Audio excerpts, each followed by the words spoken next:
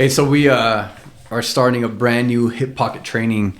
We're going through this book called On Being a Servant of God. So hip pocket training, we got these little brief, I wouldn't say classes.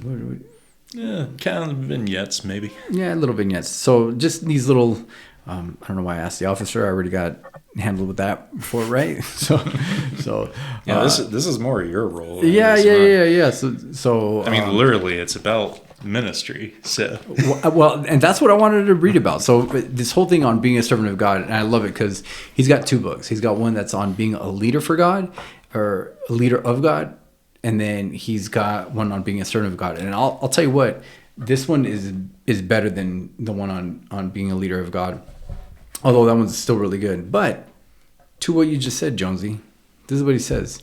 This book, and this is the very beginning on page 9. This book is for ministers spelled with a small m, as well as for those that in what we call full-time Christian service, that is ministers with a big M. Both are essential to building to the building of God's church, and we are all laborers together with the Lord. The Bible knows nothing about lay and clergy. We are all one in Christ and seeking to use our gifts for His glory. The 30 chats in this book deal with some principles of ministry that I wish somebody would have shared with me when I was ordained back in 1951. Christian ministry has never been easy, but it seems to be more difficult today in spite of the sophisticated electronic tools that are available. People are still people, and churches are still churches. Human nature hasn't changed, and the enemy is as deceptive and destructive as ever. There are still problem people and people with problems, and like the beggar at the temple door in Acts 3, they expect to receive something from us. May we not fail them. So, ministry. Mm-hmm.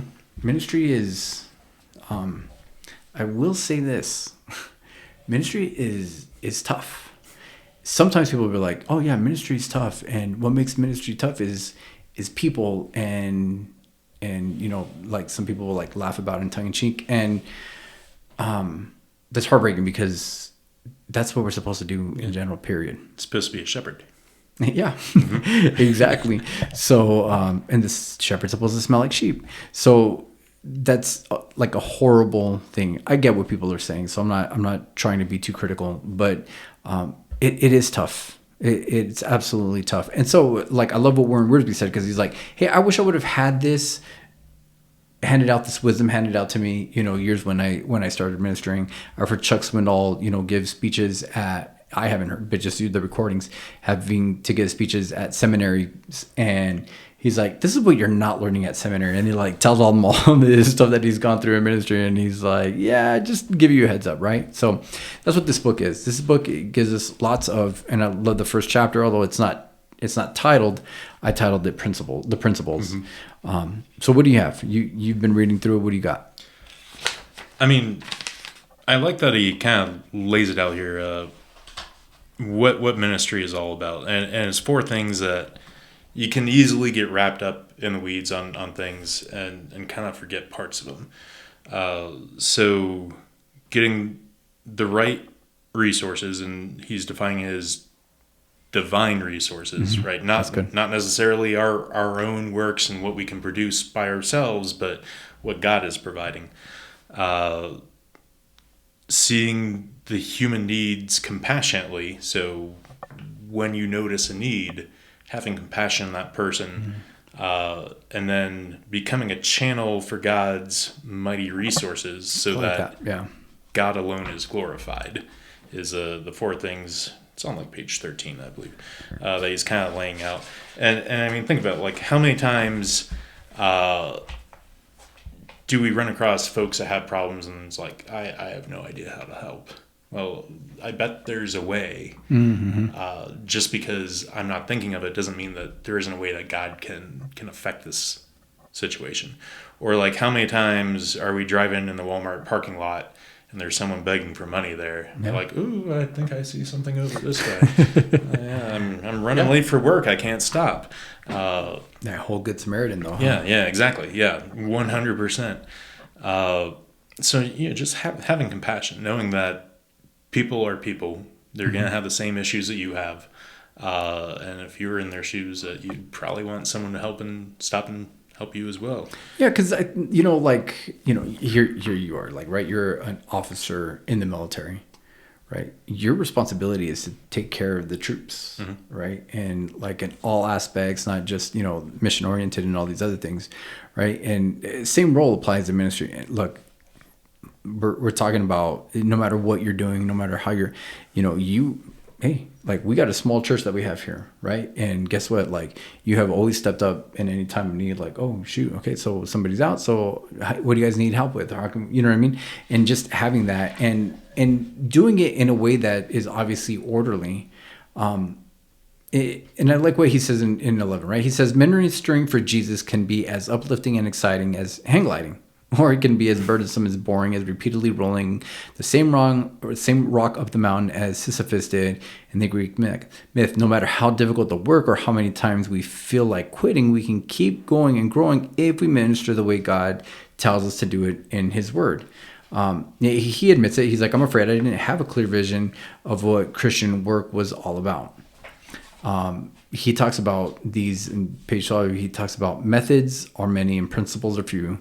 Methods always change, but principles never do. Right. And that's like going back to what you're saying, like, hey, you know what, like when there's people like ministering to the needs of people, and there's different ways of doing that. Right. And that's where the methods are. But the principle is nonetheless like Jesus told us that we are supposed to love one another as He loved us. Right.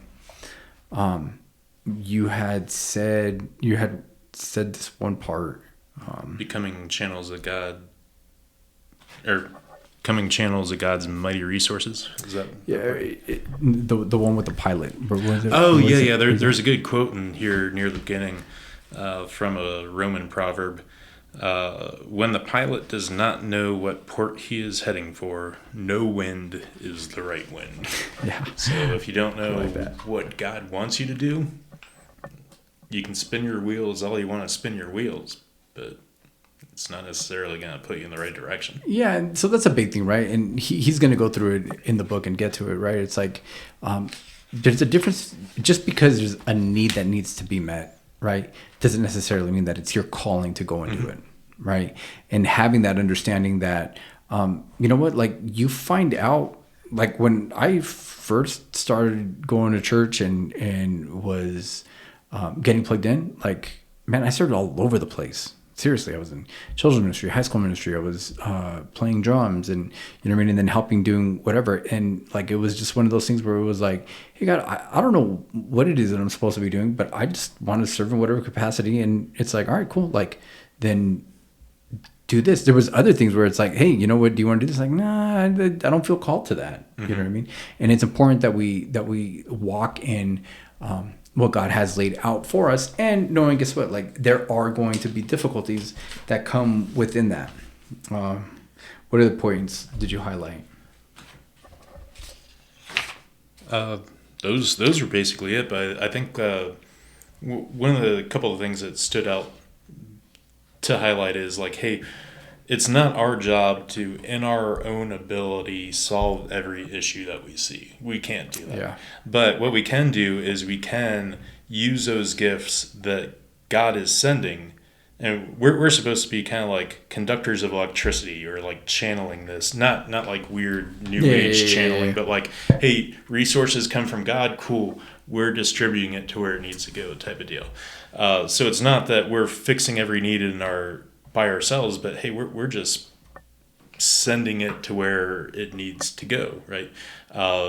And point 4 here being the biggest one is that God alone is glorified. So I mean, like it's we all have like thoughts like, hey, you know, like I could do like amazing things, blah blah blah. It's like, well,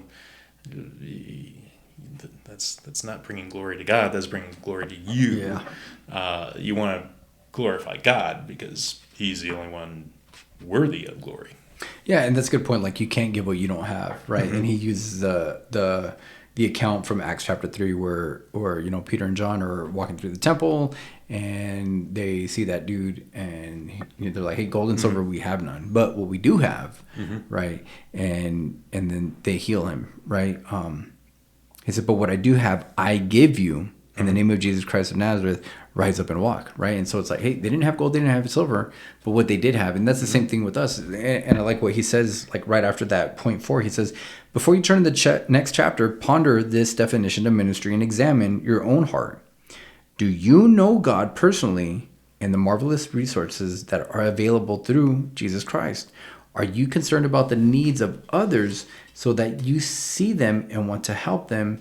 Do you have compassion for those with needs?